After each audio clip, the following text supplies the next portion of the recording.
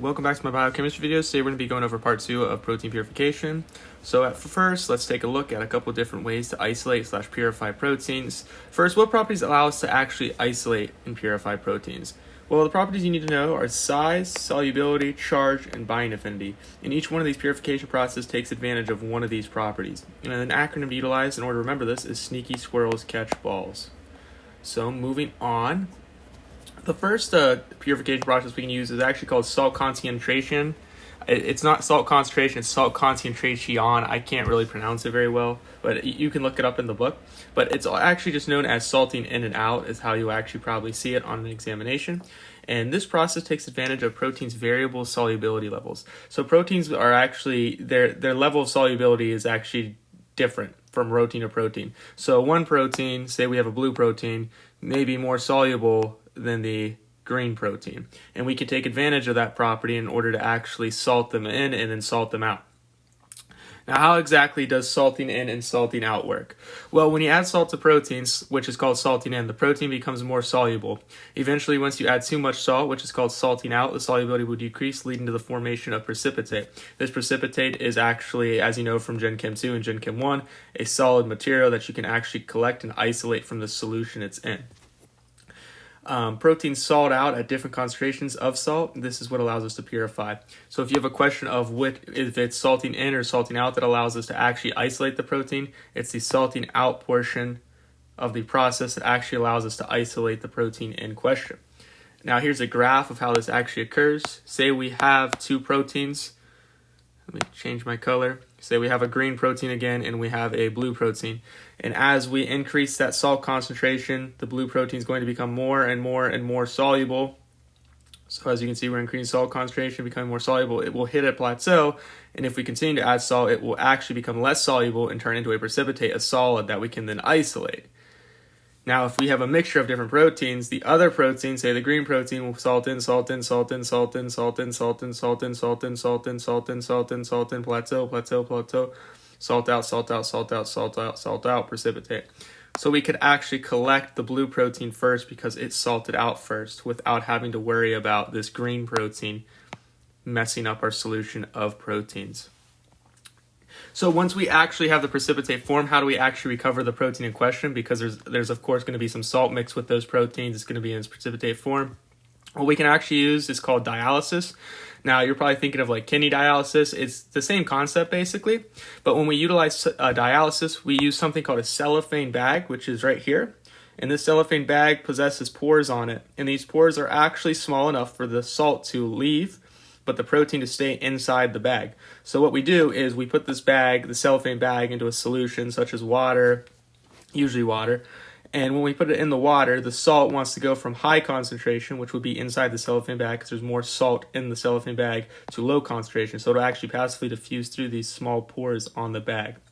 And then once you do that, you're just left with the protein in question. You can take it out of the solution and open up the bag and grab the protein, or isolate the protein. You don't actually grab it with your fingers. So moving on, gel filtration chromatography is another purification process that takes advantage of a protein size. So how this actually works are there's these beads present in a gel column. As you can see right here, I have these beads, and these beads have small pores in them. Now these small pores are small enough for small proteins to go through, but too small for big proteins to go through. So how this actually works is the big proteins will just go straight through the column, being collected in the container first, or beaker, whatever you're collecting the proteins in.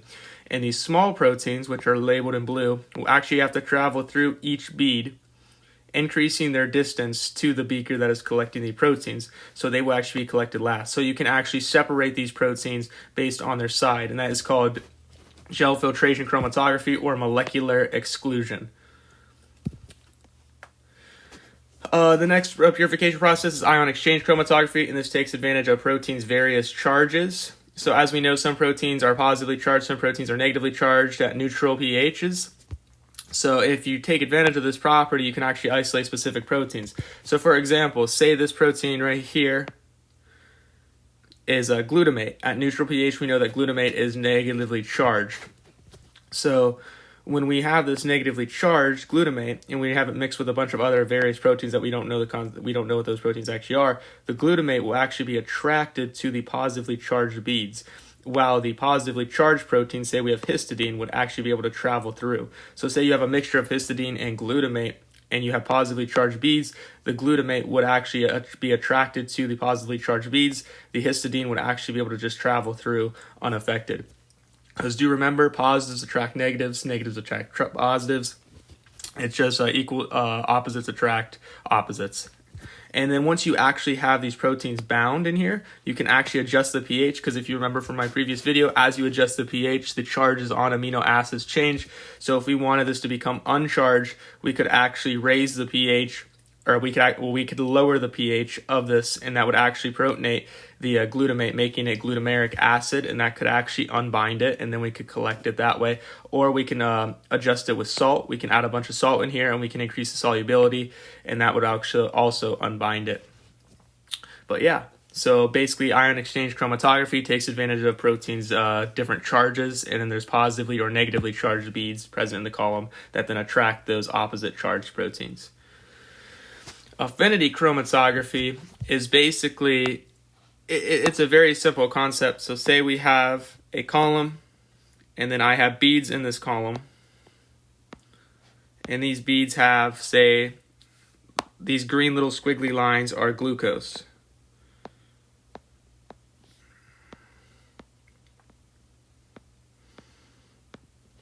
Now, some proteins want to bind to glucose. Other proteins do not want to bind to glucose. So the proteins that don't want to bind to glucose will go straight through the column. The proteins that want to bind to glucose will bind to glucose, which I'm drawing in right here. And this is called bind affinity. Their bind affinity, some proteins have bind affinity towards specific chemical groups, such as glucose. So the glucose will have some proteins attached to it, and other proteins will just travel straight through the column. We can then we can isolate or collect the proteins that travel straight through the column that don't bind to glucose. Or what we can do to unbind these proteins that did attach to glucose is we can flush the system with excess chemical group in question. So if there's glucose, we would flush it.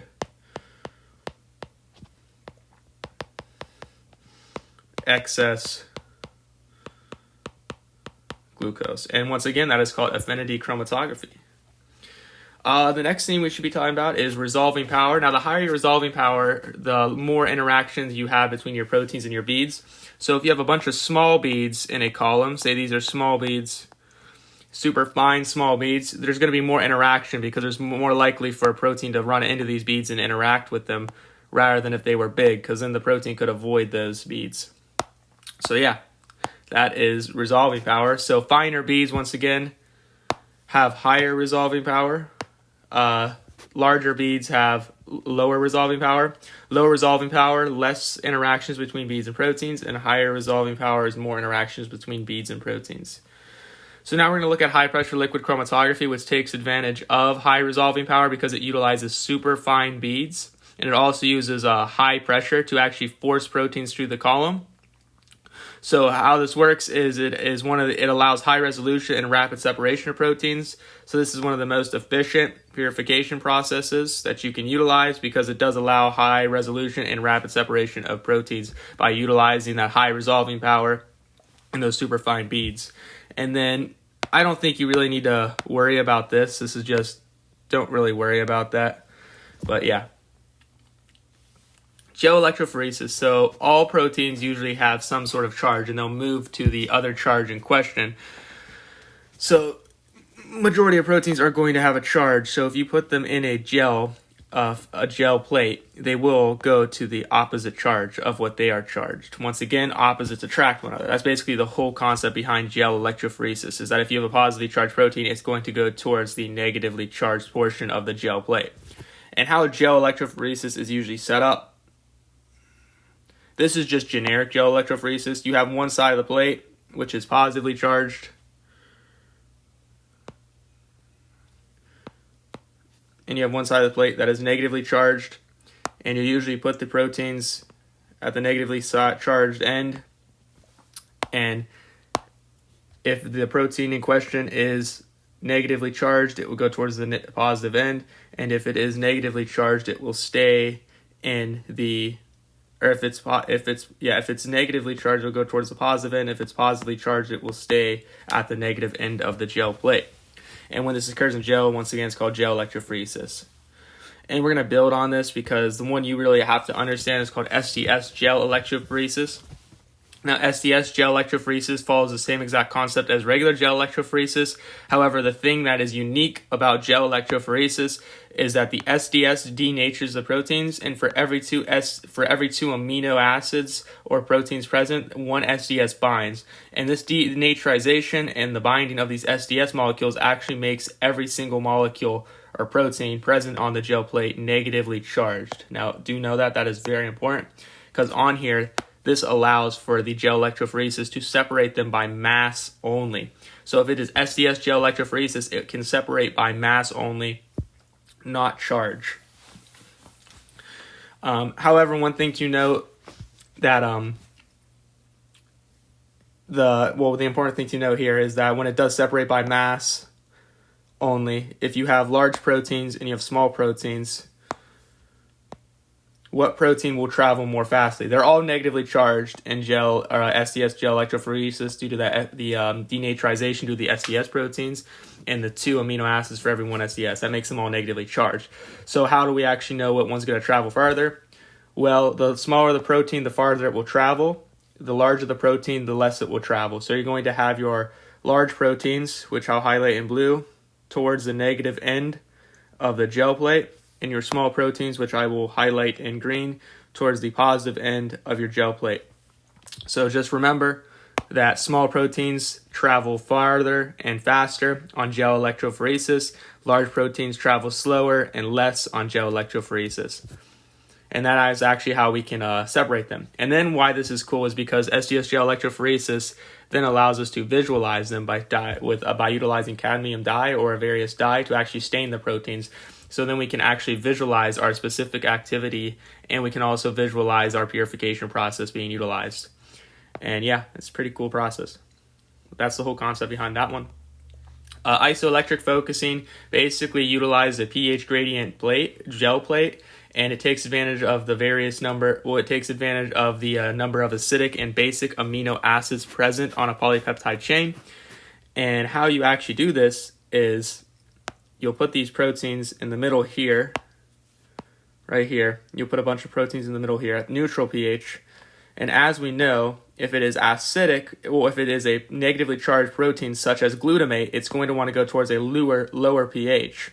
If it is a positively charged protein such as histidine, lysine, or arginine, it's going to want to go towards the basic pH 10, the higher pH. And yeah. Oh, also do note that the isoelectric point, this is where they are neutral at. So these proteins will travel to the point on the plate until they are neutral. So once they become neutral, it's called their PI point, and this is the isoelectric point, and that is where the amino acid is actually neutral.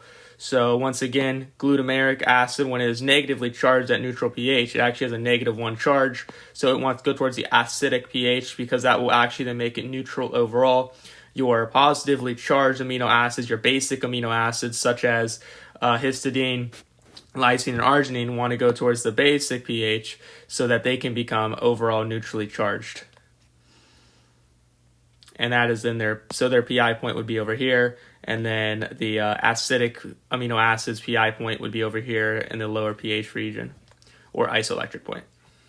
2D gel electrophoresis, the thing you should know about this is it utilizes isoelectric focusing and SDS page. And once again, SDS page separates them based on their mass, and isoelectric focusing separates the proteins based on their PI or their isoelectric point, the point on the plate in which they are neutrally charged overall. Now, some final notes before we leave is good purification processes take into account yield and purification levels. And until next time, guys, we're probably going to talk about centrifugation next time. Stay frosty.